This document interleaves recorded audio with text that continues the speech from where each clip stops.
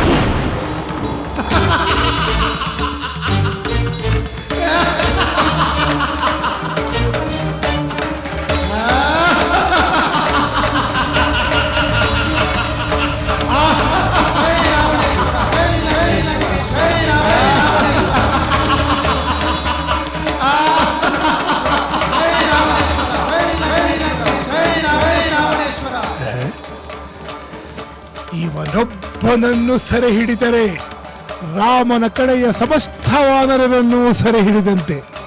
ಏಕೆಂದರೆ ಇವನು ವಾನರರ ರಾಜ.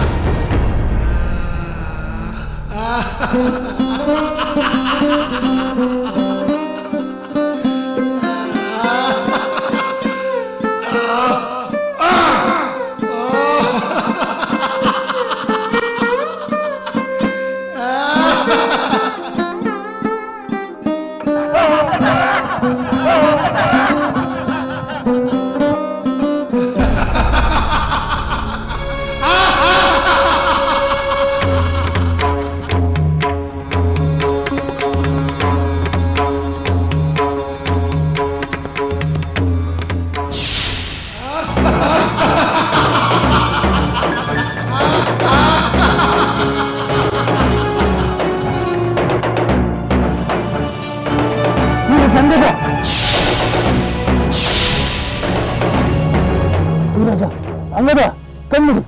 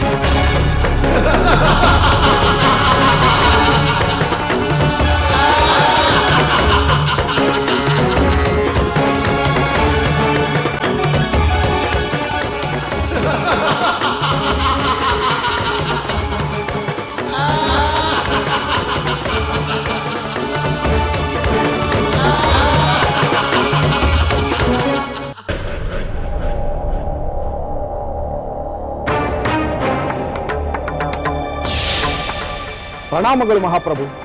ಯುದ್ಧ ಭೂಮಿಯಿಂದ ನಾನು ಒಂದು ಸಂತೋಷದ ವಾರ್ತೆಯನ್ನು ತಂದಿದ್ದೇನೆ. ಸಂತೋಷದ ವಾರ್ತೆ? ಅದೇನೇನು ಬೇಗ ಹೇಳು. ನನ್ನ ಸೋದರ ವೀರ ಸೋದರ ಕುಂಭಕರ್ಣ ಹನುಮಂತನನ್ನು ಸಂಹರಿಸಿದ್ದಾನೆ, ಲಕ್ಷ್ಮಣನನ್ನು ಪರಾಭವಗೊಳಿಸಿದ್ದಾನೆ, ಅಥವಾ ರಾಮನನ್ನೇ ಸೋಲಿಸಿದ್ದಾನೆ? ಇಲ್ಲ ಪ್ರಭು, ಕುಂಭಕರ್ಣ ವಾನರ ರಾಜ ಸುಗ್ರೀವನನ್ನ ಪರಾಭವಗೊಳಿಸಿ ಅವನನ್ನು ಕಂಕುಲಲ್ಲಿಟ್ಟುಕೊಂಡು ಎಲ್ಲಿಗೆ ಹೋದನು. ಭಲೆ ಭಲೆ ದೂತ, ಸಂತೋಷದ ಸುದ್ದಿಯನ್ನೇ ಹೇಳಿರುವೆ. ತೆಗೆದುಕೊ. ಕೃತಾರ್ಥನಾದ ಪ್ರಭು.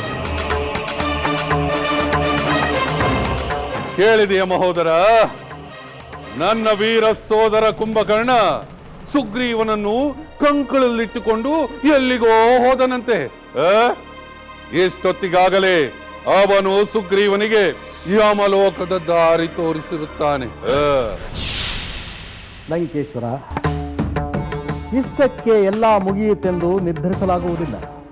ಯುದ್ಧವೆಂದ ಮೇಲೆ ಏಳು ಬೀಳು, ಸೋಲು ಗೆಲುವು ಎಲ್ಲ ಸಹಜ. ಇಂದ್ರಜಿತು ರಾಮ ಲಕ್ಷ್ಮಣರನ್ನು ಮೂರ್ಛೆಗೊಳಿಸಿದನೇ ಹೊರತು ಅವರನ್ನು ಗೆಲ್ಲಲಾಗಲಿಲ್ಲ ಅಲ್ಲವೇ?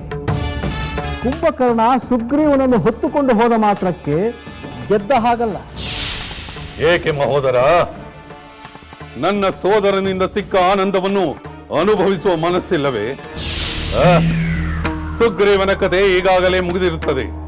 ವಾನರ ರಾಜನೇ ಇಲ್ಲವೆಂದ ಮೇಲೆ ವಾನರ ಸೈನ್ಯ ಸೋತಂತೆ, ನಾನು ವಿಜಯ ಪತಾಕೆಯನ್ನು ಹಾರಿಸಿದಂತೆ. ಆದರೆ ಯುದ್ಧ ಮಾಡಲು ರಾಮಲಕ್ಷ್ಮಣರು ಇರುತ್ತಾರಲ್ಲವೇ? ಅವರು ನಂಬಿಕೊಂಡು ಬಂದ ಕಪಿ ಸೈನ್ಯವೇ ಇಲ್ಲವೆಂದ ಮೇಲೆ ಅವರು ತಾವು ಕಟ್ಟಿದ ಸೇತುವೆಯ ಮೇಲೆ ಹಿಂದಿರುಗಿ ಓಡಿ ಹೋಗುತ್ತಾರೆ.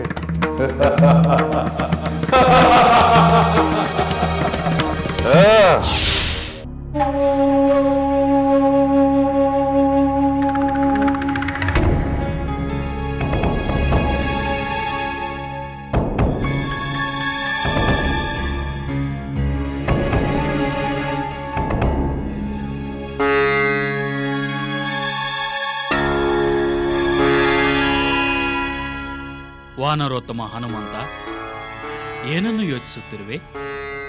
ಅಂಗದ, ನಮ್ಮ ಪ್ರಭು ಸುಗ್ರೀವನನ್ನು ಕುಂಭಕರ್ಣ ಎತ್ತುಕೊಂಡು ಹೋಗಿದ್ದಾನೆ. ವಾನರ ಸೇನೆಯು ಭಯಭೀತಿಯಿಂದ ಪಲಾಯನ ಮಾಡುತ್ತಿದೆ. ನನ್ನ ಕರ್ತವ್ಯವೇನೆಂದು ತಿಳಿಯದೆ ಭ್ರಾಂತನಾಗಿದ್ದೇನೆ. ಮಾರುತಿ, ಈ ಸಂದಿಗ್ಧ ಸಂದರ್ಭದಲ್ಲಿ ನೀನೇ ಹೀಗೆ ಭ್ರಾಂತನಾದರೆ ನಾವೆಲ್ಲ ಏನು ಮಾಡಬೇಕು? ಈಗ ನೀನೇ ಏನಾದರೂ ಮಾಡಬೇಕು. ಅದಕ್ಕೆ ನಾನು ಮಾಡಬೇಕಾಗಿರುವುದು ಒಂದೇ ಒಂದು, ಆ ದೈತ್ಯ ದೇಹಿಯಾದ ಕುಂಭಕರ್ಣನನ್ನು ನಾಶ ಮಾಡಬೇಕು. ಅದಕ್ಕೆ ನಾನು ಪರ್ವತ ಸದೃಶ ರೂಪ ತಾಳಬೇಕು. ಸರಿಯಾದ ಆಲೋಚನೆ ಹನುಮಂತ. ಆ ಕುಂಭಕರ್ಣನ ನಾಶವಾಗಬೇಕು. ಆ ರಾಕ್ಷಸರ ನಾಶವಾಗದೆ ನಮಗೆ ಜಯ ಸಾಧ್ಯವಿಲ್ಲ. ಅದಕ್ಕಿಂತ ಮುಖ್ಯವಾಗಿ ನಮ್ಮ ಪ್ರಭು ಸುಗ್ರೀವರನ್ನು ಸುರಕ್ಷಿತವಾಗಿ ಕರೆತರಬೇಕು. ಚಿಂತೆ ಮಾಡಬೇಡ ಯುವರಾಜ, ನಾನು ಆ ದುರುಳ ರಾಕ್ಷಸನೊಂದಿಗೆ ಹೋರಾಡುತ್ತೇನೆ. ನನ್ನ ಮುಷ್ಟಿ ಪ್ರಹಾರದಿಂದ ಆ ಕುಂಭಕರ್ಣನನ್ನು ನಾಶ ಮಾಡುತ್ತೇನೆ. ನಮ್ಮ ಪ್ರಭು ಸುಗ್ರೀವನನ್ನು ಸುರಕ್ಷಿತವಾಗಿ ಕರೆತರುತ್ತೇನೆ. ನೀನು ಧೈರ್ಯವಾಗಿರು.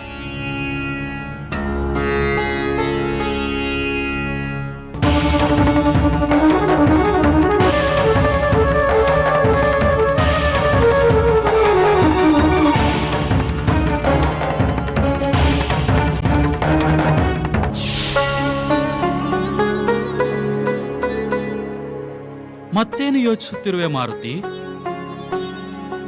ಯುವರಾಜ, ನಮ್ಮ ಪ್ರಭು ಸುಗ್ರೀವನನ್ನು ನಾನು ಬಿಡಿಸಬೇಕೇ ಎಂದು ಯೋಚಿಸುತ್ತಿದ್ದೇನೆ.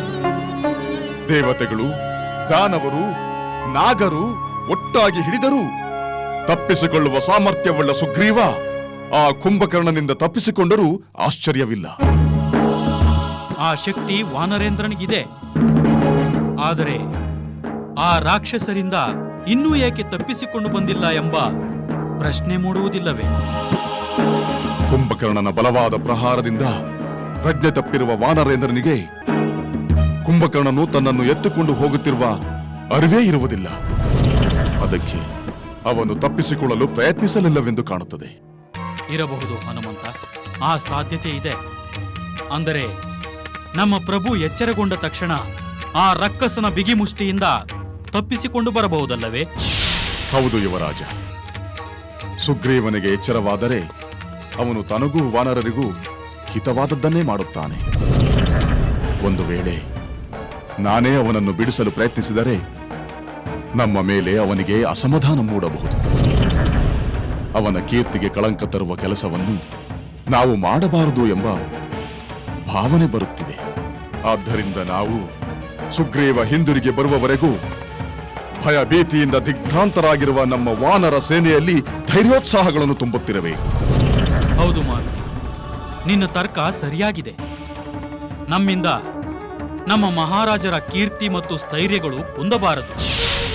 ನಮ್ಮ ವಾನರೇಂದ್ರನಿಗೆ ಆ ರಾಕ್ಷಸರಿಂದ ತಪ್ಪಿಸಿಕೊಂಡು ಬರುವ ಸಾಮರ್ಥ್ಯವಿದೆ. ಅಲ್ಲಿಯವರೆಗೂ ನೀನು ಹೇಳಿದಂತೆ ನಮ್ಮ ವಾನರರಿಗೆ ಧೈರ್ಯೋತ್ಸಾಹಗಳನ್ನು ತುಂಬೋಣ.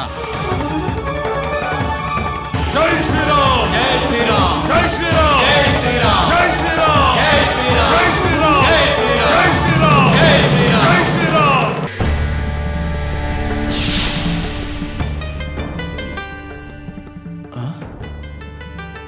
ನಾನು ಎಲ್ಲಿದ್ದೇನೆ? ಭೂಮಿಯ ಮೇಲಂತೂ ಇಲ್ಲ. ನಾನು ರಣರಂಗದಲ್ಲಿ ಯುದ್ಧ ಮಾಡುತ್ತಿರಲಿಲ್ಲವೇ? ಹೌದು, ಆ ಕುಂಭಕರ್ಣನ ಹೊಡೆತಕ್ಕೆ ನಾನು ಪ್ರಜ್ಞೆ ತಪ್ಪಿ ಬಿದ್ದು ಬಿಟ್ಟೆ.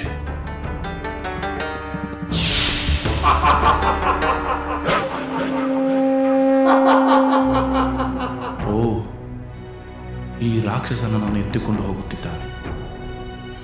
ಎಲ್ಲಿಗೆ ಎತ್ತಿಕೊಂಡು ಹೋಗುತ್ತಿದ್ದಾನೆ? ಏನು ಮಾಡುತ್ತಾನೆ? ನಾನು ಇವನ ಮೇಲೆ ಪ್ರತೀಕಾರ ತೀರಿಸಿಕೊಳ್ಳಬೇಕು. ನಾನು ಪಾರಾಗಬೇಕು.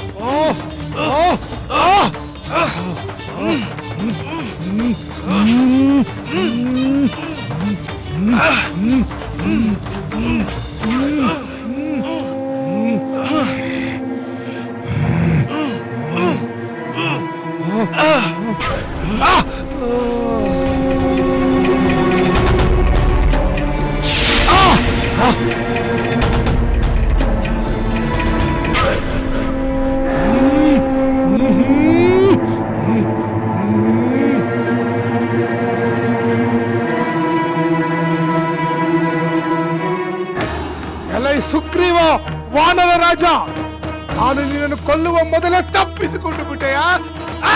ನಾನು ನಿನ್ನನ್ನು ಸುಮ್ಮನೆ ಬಿಡುವುದಿಲ್ಲ. ನಿನ್ನನ್ನು ಮಾತ್ರವಲ್ಲ, ಸಮಸ್ತ ವಾನರ ಸೈನ್ಯವನ್ನು ಆ ರಾಮ ಲಕ್ಷ್ಮಣರ ಸಹಿತ ಸಂಹಾರ ಮಾಡುತ್ತೇನೆ.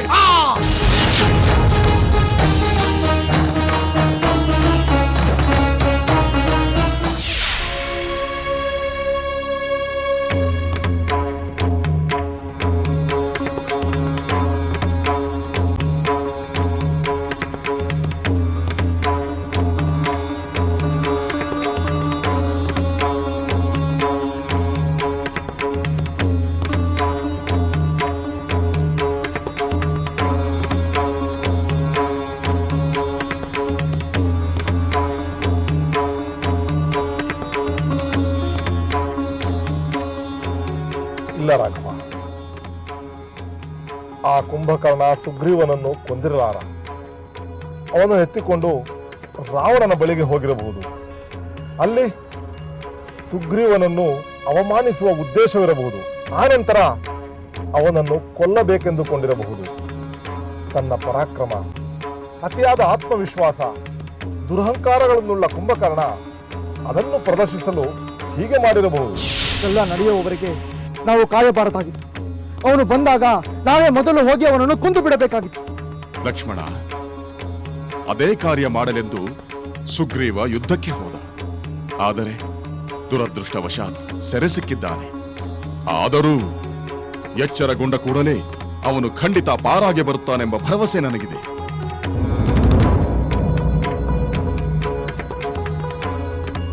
ಹನುಮಂತನ ಮಾತಿನಲ್ಲಿ ಸತ್ಯವಿದೆ. ವಾನರೇಂದ್ರ ಮಹಾಶಕ್ತಿವಂತ. ಆ ಕುಂಭಕರ್ಣನಿಂದ ತಪ್ಪಿಸಿಕೊಂಡು ಬರುವ ಸಾಮರ್ಥ್ಯ ಅವನಿಗಿದೆ. ಜೈ ಶ್ರೀರಾಮ್!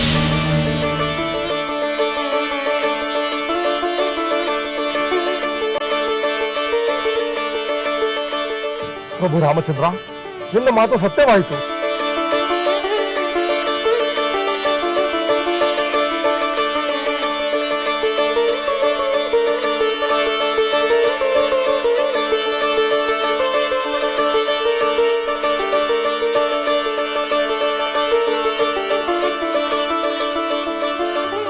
ರಾಮಚಂದ್ರ,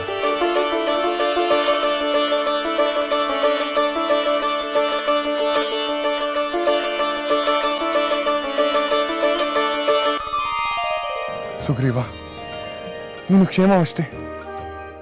ನಾವೆಲ್ಲ ನಿನ್ನ ಬಗ್ಗೆ ಆತಂಕದಿಂದ ಚರ್ಚಿಸುತ್ತಿದ್ದೆವು. ರಾಮಚಂದ್ರ, ನಾನು ಎಚ್ಚರ ತಪ್ಪಿದಾಗ ಆ ಕುಂಭಕರ್ಣ ನನ್ನನ್ನು ಎತ್ತಿಕೊಂಡು ಹೋದ. ಆದರೆ ನನಗೆ ಎಚ್ಚರವಾದ ಕೂಡಲೇ ಆ ಕುಂಭಕರ್ಣನ ಕಿವಿಯನ್ನು ಸೀಳಿ ಅಲ್ಲಿಂದ ಪಾರಾಗಿ ಬಂದೆ. ಈಗ ಅವನ ಕ್ರೋಧ ಮಿತಿ ಮೀರಿರುತ್ತದೆ. ಇನ್ನಷ್ಟು ತೀವ್ರವಾಗಿ ಆಕ್ರಮಣ ಮಾಡಲು ಅವನು ಧಾವಿಸಿ ಬರುವುದರಲ್ಲಿ ಸಂಶಯವೇ ಇಲ್ಲ. ಸಹೋದರ, ಇನ್ನು ಅವನ ಕೈ ಮೇಲಾಗಲು ನಾವು ಅವಕಾಶ ಕೊಡಬಾರದು. ಬೇಗನೆ ಅವನ ಪ್ರಾಣಹರಣವಾಗಬೇಕು. ಹಾಗೆ ಆಗುತ್ತದೆ ಲಕ್ಷ್ಮಣ. ನೀನು ಹೋಗಿ ಆ ಕುಂಭಕರ್ಣನೊಂದಿಗೆ ಹೋರಾಡು. ನಾವು ನಿನ್ನ ಬೆಂಬಲಕ್ಕಿರುತ್ತೇವೆ. ಹಾಗೆ ಆಗಲಿ ಸಹೋದರ.